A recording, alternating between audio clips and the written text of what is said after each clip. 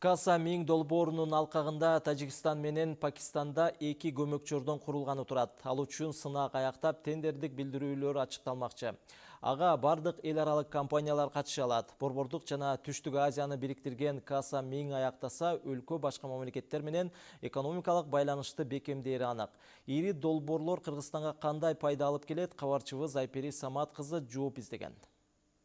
Кыргызстан электр энергиясын экспорттоого кенен мүмкүнчүлүк алчу күндөр алыс эмес. Каса Миң долбоорунун алкагында өлкө аймагындагы курулуштар жакында башталат. Азыр датка көмөкчөрдөн уяча куруу каралууда. Тендерди түрк компанияларынын бири утуп алган. Азыркы мезгилде подрядчик менен уже контрактты кол коюу мезгилине келдик.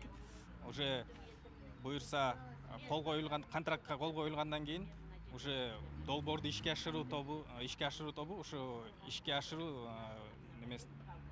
этабына өтөбүз да буюрса. Ошол азыркы мезгилде ошол этапта кетип баратабыз. Каса Миң долбоорунун жалпы узундугу 1222 чакырым. Анын 450ден ашык километри Кыргызстандын аймагынан өтөт. Датка көмөкчөрдөнүнөн тартылган чубалга Жалал-Абадтан Ошко, андан ары Баткен облусуна жеткирилет. Баткенден Тажикстандын Худжан көмөкчөрдөнүнө чейин тартыла турган чубалга 20 чакырым. Чубалгалардын кубаттуулугу 550 киловольт. Каса Миң долбоорунун негизинде өлкө аймагында аткарыла турган жумуштарга 230 миллион доллар жумшалат.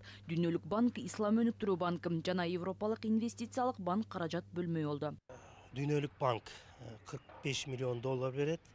Анын ичинде грант бар жана кредит бар. Исламдык банк 50 миллион доллар берет, ал кредит. Жана Европалык инвестициондук банк 70 миллион евро берет, алда кредит катары берилет.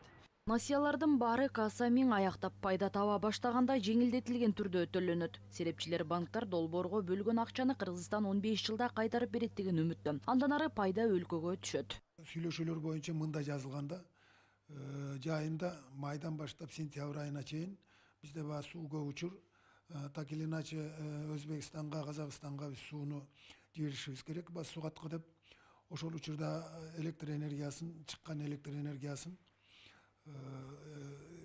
экспорттоого. Кыргызстан менен Тажикстан экөө биригип 1 миллиард 300 миллион киловатт саат электр энергиясын bir жылда беришибиз керек да. Долбоор толук жүзөгө ашса, өлкөдөн электр энергиясын сатып алчу мамлекеттер даяр. Мисалы Кыргызстан Пакистанга 1 киловатт саат электр энергиясын 9,40 центке, ал эми Афганистанга 8,11 центке сатуу каралууда. Кыргызстандын, Тажикстандын энергетикалык тутумдарын Афганистан жана Пакистан менен байланыштырган долбоорду ишке берүү мөөнөтү 2019-2020 жылдарга белгиленген. Эске салсак, Каса Миңдин курулушу 2016 жылдын 12 майында Тажикстандын Турсунзаде шаарында башталган. Айпери Самат кызы, Талас Аманбек уулу.